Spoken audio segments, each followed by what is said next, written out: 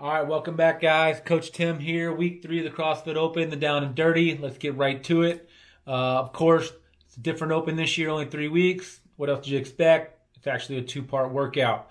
21.3 into a 21.4. If you didn't get a chance to listen to it yet, it's 15 front squats, 30 toes to bar, 15 thrusters, a forced 1-minute rest, 15 front squats, 30 chest to bar, 15 thrusters, the next forced 1-minute rest into 15 front squats, 30 bar muscle ups, into 15 thrusters. At the end of that work, it's got a 15-minute cap. As soon as you are done or you reach the cap, 21.4 starts with a 7-minute window for a max load of 1 deadlift, 1 clean, 1 hang clean into essentially a shoulder to overhead. You can push jerk, split jerk, up to you the best way to get that weight overhead. So let's look right out the gate at 21.3. The weight is manageable. It's 95 pounds for the guys, 65 pounds for the girls. Just your typical Fran weight. The way the workout structured with those 1-minute forced rests, I look at the front squat and the thrusters as completely manageable weights. We've been lifting heavier than that for you to go unbroken on those. If you do hit a point where you feel you need to break on those, 2 sets, like an 8-7, they need to be very, very quick. Just focused on your breathing, stay tight, bracing in the core to not have any fatigue on the gymnastics. The gymnastics where it's going to get hard is to specifically get harder is once you get through those chest to bar on those bar muscle ups, depending on what type of level of athlete you're at and what kind of volume you can accumulate. I kind of break this down for my athletes. I break it down into 3 categories. The first category is going to be the finisher. We're going to have a lot of you guys that are able to finish this workout. 15 minutes is a long amount of time for work. So we'll kind of break down that person. The second one is going to be the athlete that's going to get deep into the bar muscle ups. And then our third athlete are going to be those athletes that maybe only going to get a couple of bar muscle ups. You're not quite proficient, or you're looking for your first bar muscle up. And what better time to do that than in the middle of the open? So let's talk a little bit of strategy on it. This strategy is going to be about the same across the board for everybody. It is okay to break it up. Unless you are extremely proficient in all of these gymnastic movements and high volume sets, breaking them up in a 10-10-10, 15-15, it's going to serve you better in the long run of this workout. It's going to keep you from blowing up. That's going to be the key to this workout, is not coming out the gate. If you're not able to actually sustain that pace and trying to do this in a minute and a half, 2 minutes in the first round, and then your grip shot, your heart rate's about to explode, and you're already blown up from going 30 toes to bar unbroken. So remember, pace, pace, pace. It is okay to break this up. As you're warming up, though, kind of have that set. Don't be in the middle of the workout thinking, oh, I guess I'll break this round up this way and change it up the next time. Know what it is going in and stick to that strategy, whether it be the 10-10-10, the 15-15. So for that base for my number 1 athletes that I talked about, the ones that are going to finish this, that's how I do it. You want to get through this. You want to get a good time to get into 21.4. For the folks that are going to get deeper into the bar muscle ups but maybe not finish, what's going to be imperative for you to get the best score in this workout is your tiebreaker. Your tiebreakers come at the end of each set of thrusters.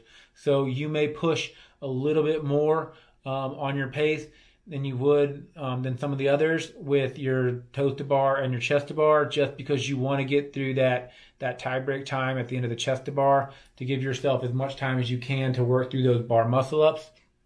And then the last group of athletes, if you're just trying to get your first bar muscle up and you feel really, really strong in toes to bar and or chest to bar, and that's not going to blow you up as much, I would have a one-on-one with my athletes and kind of figure out where their head's at, but I wouldn't be against, especially if you know you might repeat later, using that strategy to say, hey, I'm just going to push it to give myself that much extra time to try to get that first bar muscle up, because you're going to rest a little bit before you start attempting them. Again, that's nothing crazy. That's just maybe don't break them up as you normally would as in 10-10-10s, maybe doing 15s or 15, then pushing a little bit more. Moving from that right into 21.4. The biggest tip for 21.4, the second portion of it with the max load, is before you start either of these workouts, you need to warm up and at least hit your opening weights. So if you know you can easily pull under fatigue 185, 225, and that's going to be your first cycle, you need to have warmed up to that and at least hit that once in the beginning. And then you want to have 3 to 4 weights that you're planning on hitting following that.